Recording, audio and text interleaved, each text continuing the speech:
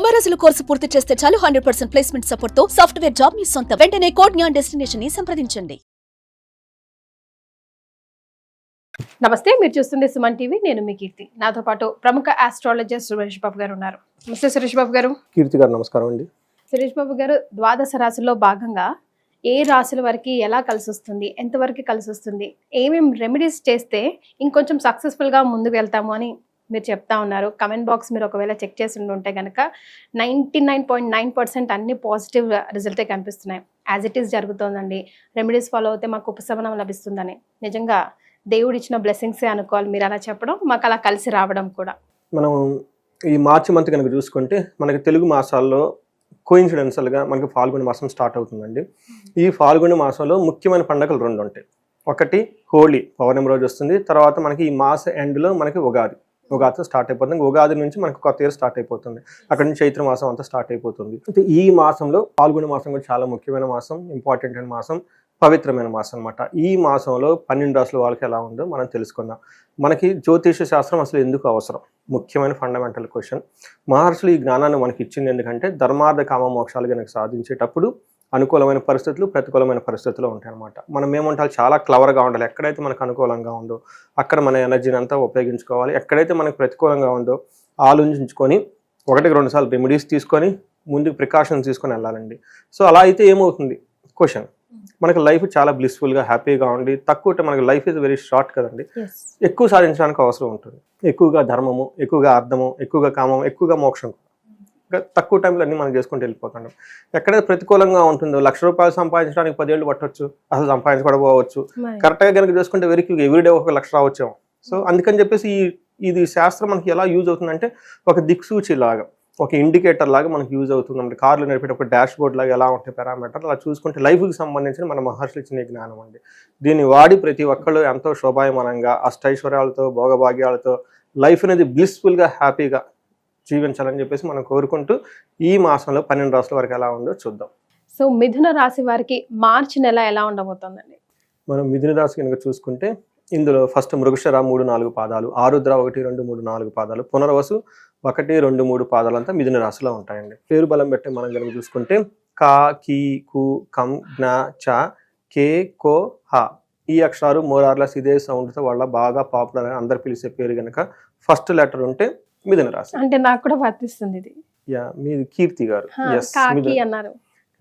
అయితే దీనికి కండిషన్లు ఉన్నాయండి. మీరు ఒరిజినల్ జాతకం ప్రకారం నక్షత్రం తెలిస్తే అది అప్లై అవుతుంది.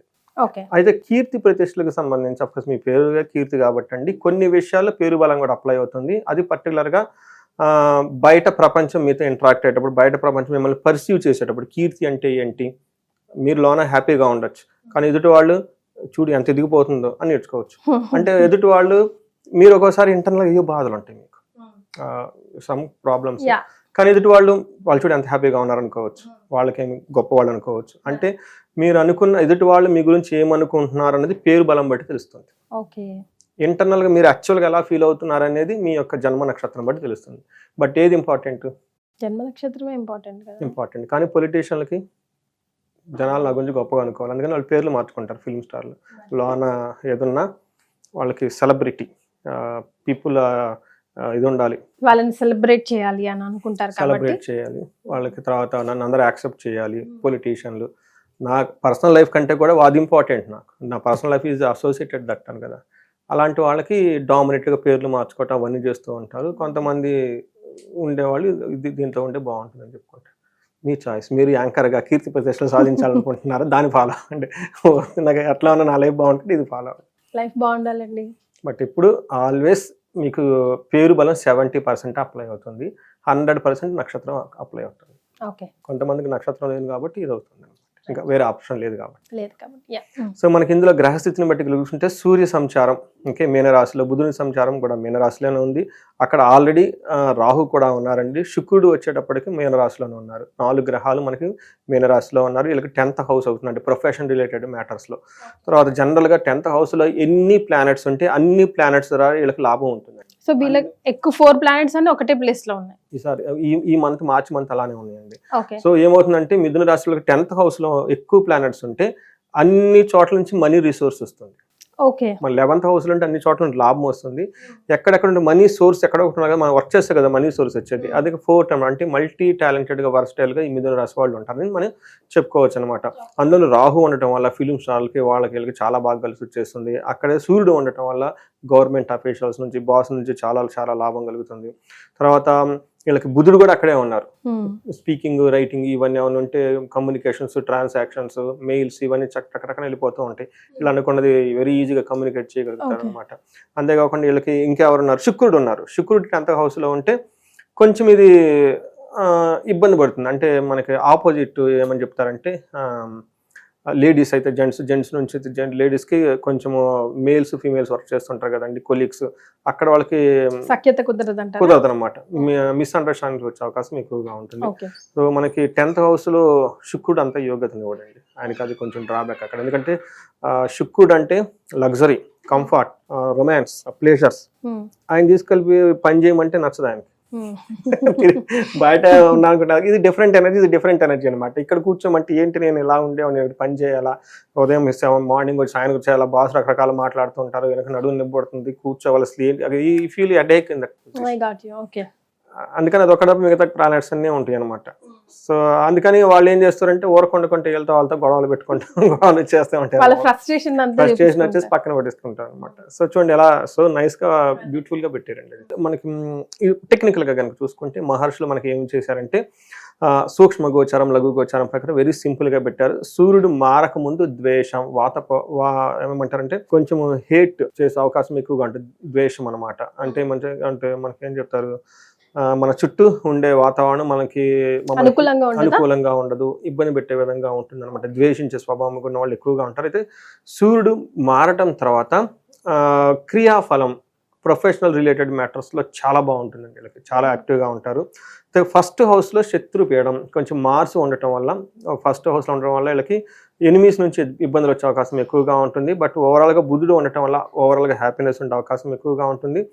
కుజుడు 10th హౌస్లో ఉంటే కొంచెం గొడవలు వచ్చే అవకాశం ఎక్కువ, బట్ ఇవి కూడా చాలా చాలా తక్కువ రేంజ్లో ఉంటాయి అనమాట. అంటే ఆల్మోస్ట్ వీళ్ళకి శుక్రుడు ఏమీ ఇబ్బంది పెట్టట్లేదు చెప్పలేదు. ఓన్లీ ఒక కుజుడు తప్ప మిగతా ప్లానెట్స్ ఏమీ వీళ్ళకి అంత పెద్ద ఇబ్బంది పెట్టే విషయం అయితే ఏమీ లేదండి. అయితే మనకి సూర్యుడు వీళ్ళకి 10th హౌస్లో ఉండటం వల్ల ఏమవుతుందంటే 4th హౌస్లో దృష్టి చుట్టడం వల్ల లాస్ ఆఫ్ కంఫర్ట్, కుటుంబ స్థానానికి సంబంధించి, సౌఖ్యానికి సంబంధించి, వెహికల్కి సంబంధించిన విషయాల్లో, తల్లికి సంబంధించిన విషయాల్లో ఏదో ఒక విషయం వీళ్ళకి కొంచెం ఇబ్బంది పెట్టే సిచ్యువేషన్ అయితే వస్తుంది. కానీ 10th హౌస్లో సూర్యుడు ఉండటం వల్ల వీళ్ళకి వేద కూడా ఉంది. కానీ ఇవి సదా ఆరోగ్యం, బంధుమిత్రులతో చక్కగా కలవటము, రాజదర్శన సల్లాపో సుసౌఖ్యం అని చెప్తాను అనమాట. ఈ టైంలో వీళ్ళ ఎంప్లాయీస్లో, ప్రొఫెషనల్ రిలేటెడ్లో వీళ్ళ పై అధికారులకు కలవటము, వాళ్ళ దగ్గర ఏదైనా అప్రైజల్స్ కానివ్వండి, వాళ్ళ నుంచి చాలా బెనిఫిట్స్కి వచ్చే అవకాశం ఎక్కువగా ఉంటుంది. సో ఇది ఒక మంచి టైం, పర్టికులర్గా professional related matters, government related contracts, తర్వాత మనకి బాస్తో హ్యాండిల్ చేయాలనుకున్నప్పుడు, లేదంటే ఫాదర్ లాంటి ఫిగర్లు వాళ్ళతో మాట్లాడుకున్నప్పుడు, పొలిటీషియన్ కలవటానికి, ఇలాంటి వాటిని కలిసి వాళ్ళ ద్వారా మంచి పని చేసే అవకాశం అయితే వీళ్ళకి మిథున రాశి వాళ్ళకి ఉంది. వీళ్ళకి రాహు కూడా అక్కడ ఉన్నారండి. సో ఇంకా చాలా యోగ్యత ఇస్తారు అనమాట.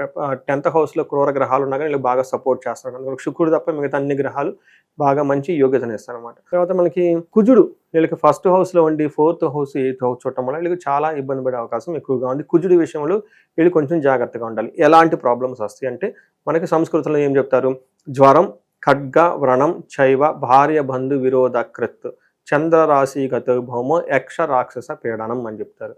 అంటే వీళ్ళకి కుజుని వల్ల వాళ్ళకి జ్వరం వచ్చే అవకాశం ఎక్కువగా ఉంటుంది. సో కుజుడు ఎప్పుడు మనకి బ్లడ్ రిలేటెడ్ ప్రాబ్లమ్స్, అంటే వాళ్ళకి త్రూ బ్లడ్ ఉంటుంది, అంటే బ్లడ్లో చేంజెస్ రావటం, వైరల్ ఫీవర్, లేదంటే మనకి ఇన్ఫెక్షన్స్ రావటం, something which talk about blood అనమాట, బ్లడ్ రిలేటెడ్ విషయాలు వీళ్ళకి అన్కంఫర్టబుల్ ఫీల్ అవుతే అవకాశం ఎక్కువగా ఉంటుంది. తర్వాత భార్యాభర్తల మధ్య గొడవ వచ్చే అవకాశం ఎక్కువగా ఉంటుంది.